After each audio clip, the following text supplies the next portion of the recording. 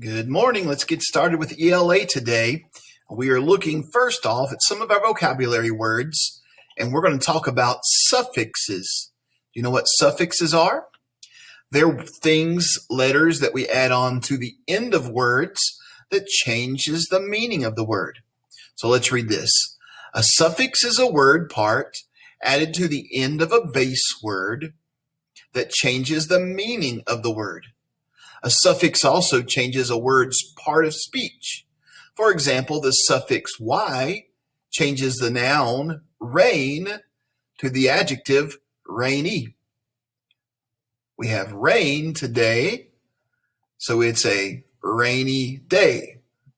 The suffix ly changes the adjective final to the adverb finally. It's the final countdown, finally. You can use suffixes to help you figure out a word that might be unfamiliar to you. If you see a word that ends in y or ly, see if you can identify a base word that you already know. Here's some other words that contain the suffixes y and ly. So one of our vocabulary words has the suffix y on the end, mighty. If I said something was full of might, what would that mean? It was very strong, right? Mighty means powerful or majestic, or that's another vocabulary word, isn't it? Something very amazing. Brainy. Look at the base word, brain. If you have a big brain, you're pretty smart. So usually if we call somebody brainy, that means they're very smart. Fruit is the base word on fruity. So fruit is sweet. Something tastes fruity. It tastes kind of sweet. It tastes like fruit. Here's another one of our vocabulary words, cautiously. Base word is cautious. It means to be careful. Cautiously means to do something very carefully. Friend. You know what a friend is. Somebody who you're close to, that you tell your secrets to and you can trust. A friend should be friendly, acting in a way that makes you want to be their friend. Look at this big word, courageously. Let's look at the base word, courage. Do you know what courage is? It means you're very brave. So if you do something courageously, you do it in a very brave way. So just a little review of suffixes and a few of our vocabulary words. And now, before we read our story again together, let's talk about this word, theme. So we've talked about story elements, the setting, the plot, the characters. But another part of stories, especially ones like Kitoto, is theme. A theme is the main message, lesson, or moral of the text. So a lot of folk tales, as we've said, have a moral that they're trying to teach. They're trying to teach the reader something. It's part of the author's purpose to inform us or teach us something. The theme can be stated in the text. Fables and myths might tell the theme at the end. Or the theme can be implied. Use text clues to figure it out. What happens to the characters? How do the characters react? What do the characters learn? How do the characters grow or change? What is the author trying to teach me? So in Kitoto, it doesn't really state in the text, does it?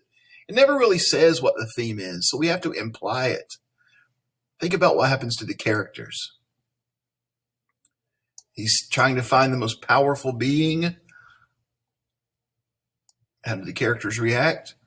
All of the things that you would think would be powerful, the river, the mountain, the sun, the wind, they say, oh no, there's somebody more powerful than me. What do the characters learn? Well, he finds out the most powerful one, even more powerful than the mountain, is a little mouse. How do the characters grow and change? Well, it's a friend. He learns something about himself as a mouse too. So some examples of themes could be more can be achieved by working together. It's best to tell the truth. Don't give up. Okay. Well, think about theme of Kitoto. What do you think? What is a theme that you might say for Kitoto? More can be achieved by working together. That might be work because the two little mice work together at the end. Best to tell the truth, I don't think that matches Kitoto. Don't give up. Well, he kept trying, didn't he? That could be a theme. You know what I was thinking could be a theme for Kitoto? Because as I was reading the story, as I was thinking about what was going to happen and who was going to be the most powerful being, I kept thinking things would get bigger and bigger and bigger. And so I was surprised when I read the most powerful thing more than a mountain was a little mouse. So you know what I think I would say the theme, or at least one theme of Kitoto is? Big things come in small packages. Little things can do great things too. The little mouse was considered powerful. So big things come in small packages. Well, let's take a look at our story one more time. Remember, as we said, Kitoto the Mighty is a folk tale. Okay, so let's move on. And I'm going to read it to you today. You read it to your pet or to mom or dad or somebody yesterday. So I'm going to read it to you one more time today. And then tomorrow you're going to read it by yourself. And then you're going to test on it on Friday. So make sure you read it. Here we go. Kitoto the Mighty by Talolwa M. Molel, illustrated by Christy Frost. High in the sky, a hawk circled and searched. Then, as swift as an arrow, he dropped to the ground. Barely ahead of the hawk's claws, Kitoto darted into a bush. The little mouse, who had never learned to dig burrows, hid there with nothing to eat all day. The next morning, before the sun was up or the hawk awoke, Kitoto scurried hungrily across the savannah. He found a fallen boa fruit, but another creature had seen it first, and the delicious seeds were gone. That's when the hungry little mouse heard the sound of a big rushing river. Cautiously, he approached the river bank and watched the angry waters sweep away huge trees and rocks. How powerful the river is, thought Kitoto, and he had an idea. I am Kitoto the mouse, small and weak, he cried to the river. I wish to make friends with you. With a friend like you to protect me, I won't have to go hungry for the fear of the hawk. You must be the most powerful of all beings. Not so, roared the river.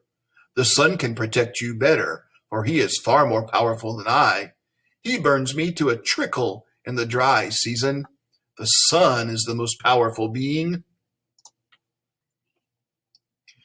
The river wove a beautiful nest of steam, placed Kitoto inside, and gently blew it above the trees and mountains into the soft sunlight. Why, I am bigger than the savannah, Kitoto marveled, as the earth below grew smaller and smaller. He felt very pleased with himself. Still, he had never in his life imagined making friends with one as powerful as the sun. I must do my best to impress him, Kitoto decided, as he arrived at the sun's home late in the day. Sparks swirled as the weary sun stoked and fanned his dying log fire. Kitoto puffed himself up importantly. I am Kitoto the Mighty, master of the savannah, he announced. I wish to make friends with the most powerful being. I thought it was the river, but no, the river tells me it is you. The sun, wrapped in a blanket, shivered in the chill of dusk. Not so, he replied. There is one far more powerful than I, who gathers the clouds and hides the savannah from my view. The wind is the most powerful being.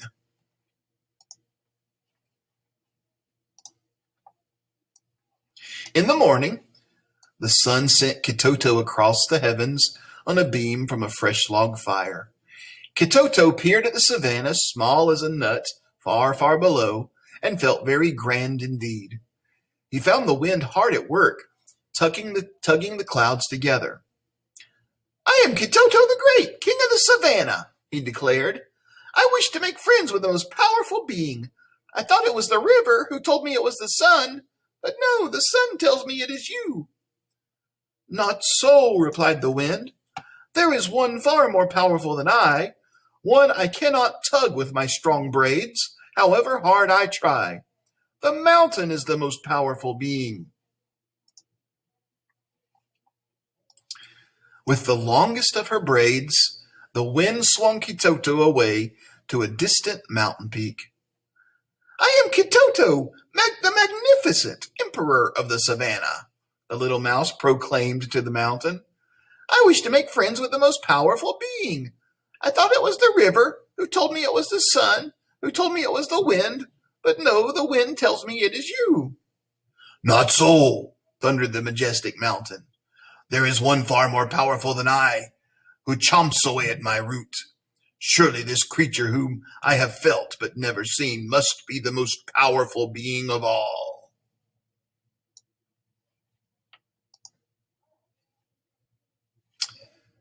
Then the mountain rumbled and opened wide, allowing Kitoto to enter. Down, down Kitoto scampered through dark pathways, deep to the root of a mountain. There he found himself in a huge maze of tunnels, archways, halls, and chambers. The walls were cool and smooth and smelled pleasantly. Tiny, shiny pebbles lit the way. At every bend, Kitoto expected to see a giant loom before him. For a giant it must be, he thought, to carve such a world out of the mountain. A sound from the shadows startled him. In his fear, Kitoto forgot to be mighty or great, master, king, or emperor. Please do not harm me, he pleaded with the unseen giant. It is only Kitoto the mouse, small and weak. I wish to make friends with you, the most powerful of all beings. With you to protect me, I won't have to go hungry for fear of the hawk. Kitoto waited, trembling. From the shadows, a figure stepped forward. Kitoto stared in amazement as the figure bowed. I am Kigego, the mountain mouse. Welcome to my home. Your home? You built all this? Kitoto asked. The paths, the tunnels, the paths, the tunnels, everything? Everything, replied Kigego, with nothing more than my teeth and a lot of hard work. Her eyes glowed proudly. Come.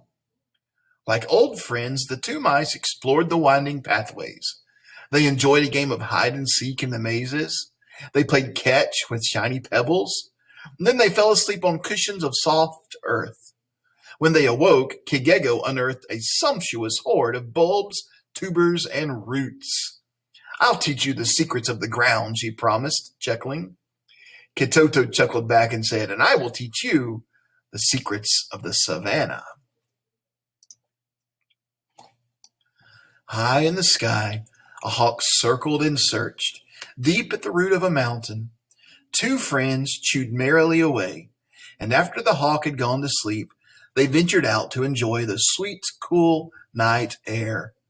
To this very day, few would guess that the mouse is the most powerful being on the big, wide savannah. But the rushing river, the weary sun, the tugging wind, even the majestic mountain will tell you this is so. Did you like that story? I enjoyed Kitoto the Great this week. I enjoyed reading that folktale. It was very interesting to me. Okay, today what I want you to do in your assignments, there's two things and then one more.